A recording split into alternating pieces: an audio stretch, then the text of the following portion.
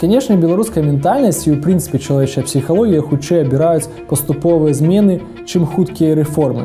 І вось гэтая паступовасць з'яўляецца страшным злом. Калі ўсходняя Еўропа пачынала трансфармацыю, то многія заходнія эксперты выступалі акурат за паступовыя змены. Такія як нобелеўскі лаўрэат па эканоміцы Джозеф Стыгліц ці адзін з найбольш вядомых палітолагаў рэгіёну Адам Пшыворскі. Маўляў, што спачатку трэба стварыць эфектыўныя інстытуты, а пасля пачынаць эканамічную трансфармацыю.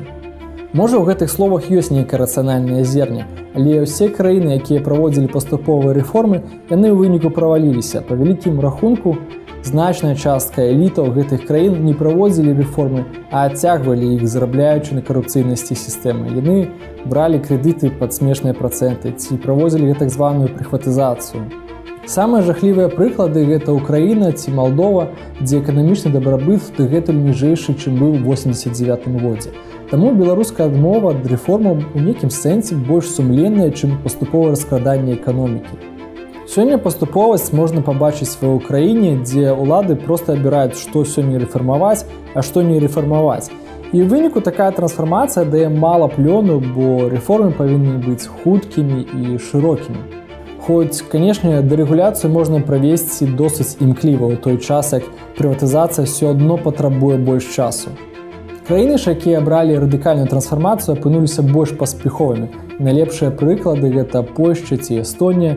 Палітыкі гэтых краін ведалі, што маюць кароткачасовае акно магчымасцяў. Ці, як казаў Лешак Бальцэровіч, час надзвычайнай палітыкі, калі рэфарматары маюць крэдыт даверу ад грамадства. За гэты час трэба дасягнуць пералому сістэмы, каб рынак пачаў працаваць і прыносіць свае дывідэнды свайму грамадству. Болей за тое трэба паказаць лідарам ранейшай эпохі, ды і проста людзям, што змены незваротныя і насамрэч трэба пачынаць жыць па-новаму. Сёння вынік хуткасці рэформаў можна пабачыць па тым, як развіваюцца краіны. У Польшчы сярэдні заробак прыкладна ў 3 разы болей, чым у Беларусі. У Эстоніі у 6 разоў болей стартапаў на аднаго чалавека, чым у сярэднім па Еўропе. Грузія да рэформаў Саакашвілі была ледзь не Самалі, але дзякуючы хуткім і комплексным рэформам яны здолелі перамагчы карупцыю, зрабіць дзяржаўнае кіраванне эфектыўным, а ўмовы для бізнесу адным з лепшых у свеце.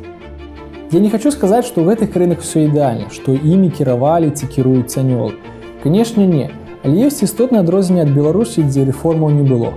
Ёсць істотнае адрозненне ад Украіны ці Расіі, дзе рэформы былі настолькі некомплекснымі, што не мелі сэнсу.